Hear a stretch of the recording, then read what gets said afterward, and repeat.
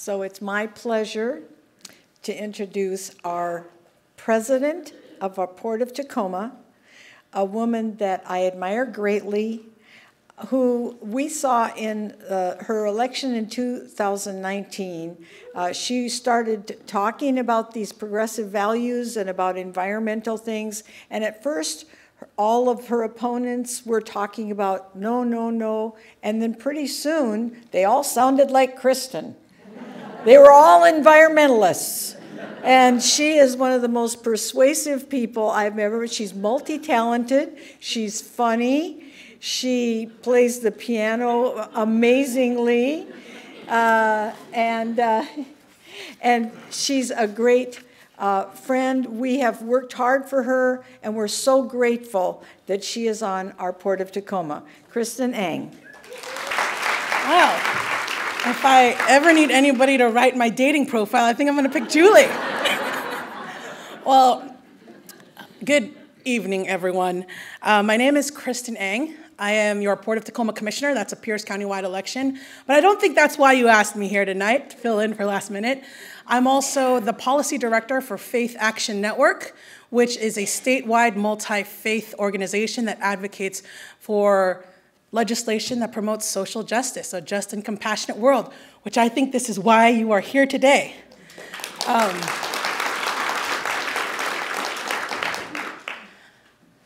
I was here today to talk about some things that are happening in our state legislation, but I think I do want to address the elephant in the room. So first, I want to thank you for being here tonight. And I want to thank you for being here every day for democracy, because that's what it's going to take. I'd like to have some good news for you right now. The only good news is that you're here. I can feel lately the energy around the country, around our region. There is anger, there's frustration, and most of all, what I find in this room is determination. Otherwise, you wouldn't be here. And it's not easy to witness what's happening in our country. It's not easy looking at the values that you have and what's the cruelty that's being inflicted. So I know that you're here because you are angry about what's going on with the Trump administration and what Elon Musk is doing and the pushing extreme policies of Project 2025. But I know that we are not bystanders. I mean, that in a way you have committed yourselves. But I also want to know, this is how democracy works. Because they want us to simply get tired, to be silent, to not know what's going on, and to simply accept. But we do not accept, because this is not who we are, and this is not who we believe America to be. It has shown, America has many things. We've seen this in our history. But we are willing to fight what it should be, the ideals and values that has never stopped, that we've always aspired to. We are fighting against hate, but I know inside of you there's righteous anger. Right? Hate is about dehumanization and cruelty, but righteous anger is rooted in love and justice. And it will fuel you, and it can sustain us, but I ask you not to burn out. And I know everybody wants to know what to do right now. There are a lot of things to do, and I could make a list, but there will be more because the fight is long. It is not short, and so you will need to sustain yourself and build up the relationships and connections and the joy that you have in your everyday life. Look around you. These are your people. They're going to be online. They're going to be in your communities. Get to know your community, your neighbors, your friends. You're going to need them, and you're going to have to build a culture that does not accept and does not normalize hate and discrimination. So I just wanted to get that out in the room, that we do have to lift each other up during these times.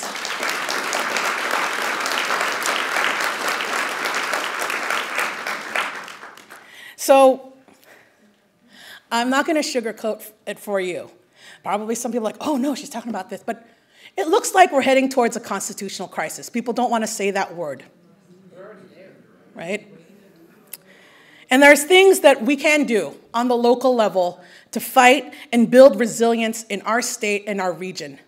because that's what we can do, and that's where we're most powerful, is building up our neighbors and communities, our local political, as well as our overall state. And that's a combination of legal, political, economic, and grassroots strategies that we have to protect our democracy and our economy. Because the weaker that we are, the more disconnected, the more divided, the easily that we'll be rolled over. If they divide us, if we do not protect each other, we'll be easily picked one by one. So we have to actually unite. That means in our communities. That also means states who are willing to fight. Right now, the AG's office has filed lawsuits about the executive orders, about birthright citizenship. No, you can't do that unilaterally. That's one of our rights, all the way down to the 14th Amendment, since, I'd say, post the Civil War, right? And also, again, about trans health care. Also about the cuts to medical and health care. Things that everyday people worry about, except for billionaires who can do whatever they want. But this is what every American worries about, and it affects them. And so this is what we can do. We can build up some legal defense funds. We can protect our states with laws that can protect some of us for constitutional firewalls in terms of voting rights, reproductive rights, environmental regulations. We have to make sure we have legislation and economic prosperity here, and we're willing to protect each other, whether that means our immigrant neighbors. Yes. You know, one of the things they've complained about is that it is harder, it seems to just pick up immigrants or anybody of color. I'm just gonna say that because it doesn't matter, because what if you don't have your papers on you, right? Because of people who know your rights. We need to be more educated. We're going to have to educate ourselves about our rights and how we can protect our rights, because knowledge is power. And we're going to need as much power and resilience as we can to resist. Yes, I said it. We will have to resist.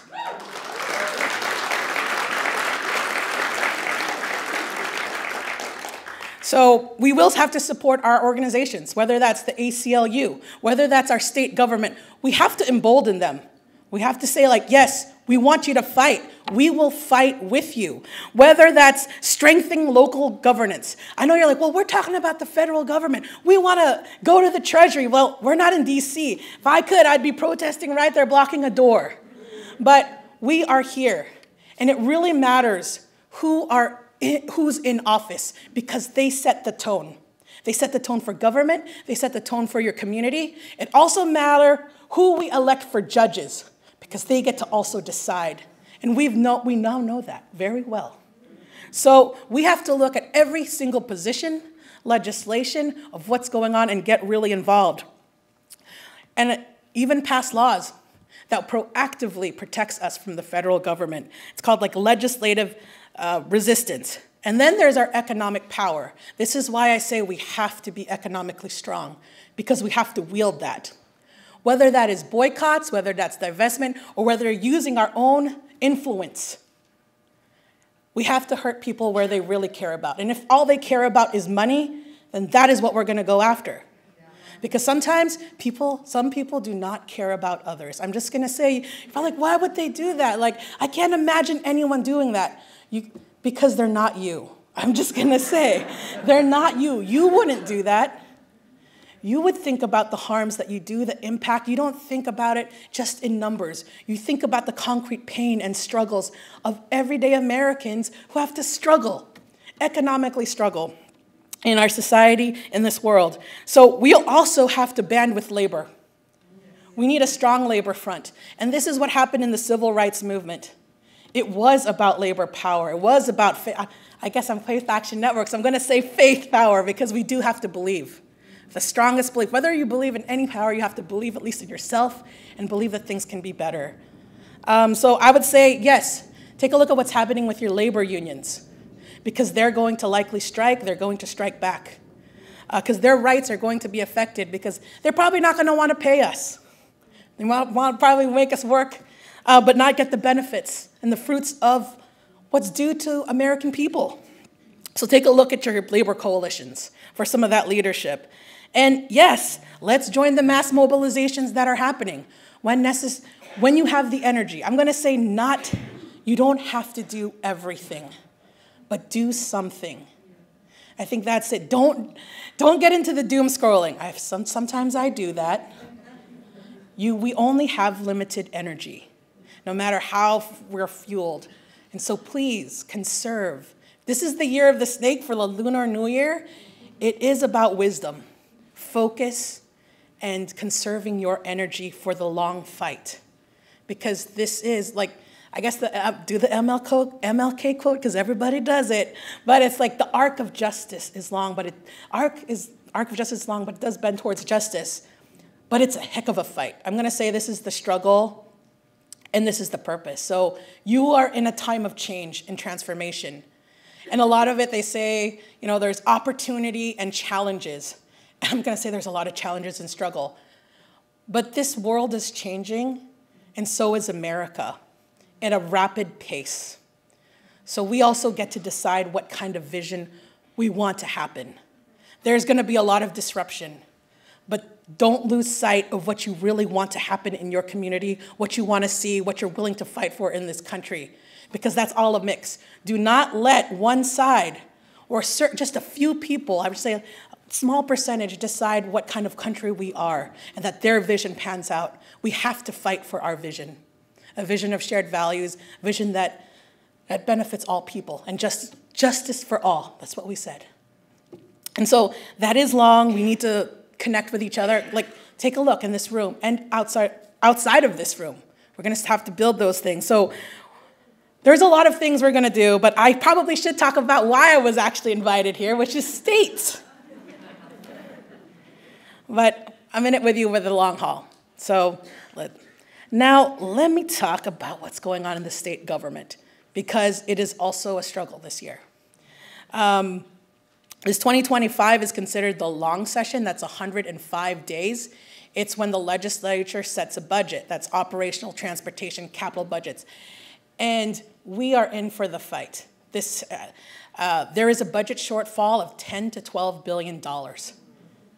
And we will have to choose what kind of cuts and what kind of progressive revenue or taxes that we will instill. I would say that we haven't probably seen this thing since the recession of 2008. And there was some very austere cuts. And that is not what I'm advocating for. Because the book one cuts that have now been revealed about what would happen if we do not have any new taxes, because right now we live in one of the most regressive tax systems in the United States. We are 49th, as in we're not last place. Florida is last place. We are 49th because we passed the capital gains tax, which means anybody who makes a $250,000 profit off of stocks, and this is not even your retirement, they have to pay 7% above the $250,000 profit. And that goes into childcare early learning. You preserved that because it was up for the ballot. You preserved that by over 64% because you thought it was fair for people to pay their fair share and to build up our society and infrastructure. But still with that, we still have a regressive tax system, and so we have less to pay for things. And so that will be the fight in the legislature between what kind of new taxes, increase of taxes, and what to cut. And if we don't do something, there will be amount of cuts. They simply could take out decrease funding for food banks and senior nutritious meals, healthcare, about $1.3 billion, $1.3 billion in human services if we do not do anything. And these are really hard cuts. This is the real fight that's happening in the legislature. There are lots of bills, but the real thing is, what are we willing to do to pay for the essential services and what we need to thrive in Washington state? That's why I said it's important that we are economic prosperous and that our lower to middle class are thriving. Because if they do not, people will fall for propaganda, will fall for fear, and they will not have the sustenance to fight the fight on the federal level, because people are just busy surviving. Excuse me. So that's what we're taking a look at. We'll probably send out action alert letters to plead with our governor and state legislators to pass things that actually won't hurt everyday Washingtonians, that will be there for them. Oh, thank you. Thank you, Jim. So if you talk with your legislators, they know that. They know that this is the real fight in the 2025 state legislature. And it's about getting the message out to our governors and others that it's okay, we're with you. We want you to address this. We don't want these cuts to essential services and public services. You know there are over 100 billionaires in Washington state and many more mega millionaires. It doesn't hurt. It doesn't hurt for certain, but we have to be smart with our tax policies that it also works with business. But I'm not gonna go into the weeds on all this, but just know that I want food banks to have their food and seniors to get their meals. I would say in terms of prevention, there are a couple of bills to take a look at, like Senate Bill 5066 by Senator Trudeau, which is the AG investigations reform on police departments. This is if there's systematic abuse, if also certain departments decide not to follow certain laws, this will come in handy, that the AG will have the power to investigate. So I do ask that people here advocate for that particular legislation. That's Senate Bill 5066. And then there's also House Bill 1399. That is the sheriff's and police chief's qualification so that your sheriff and your police chief are qualified and that they are not decertified.